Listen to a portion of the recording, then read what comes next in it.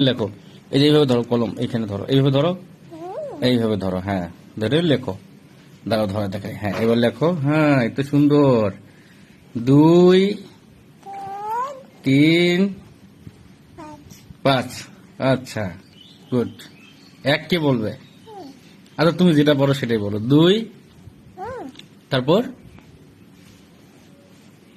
তারপর কি? 3, তারপর কি? 5। হুম, লেখো।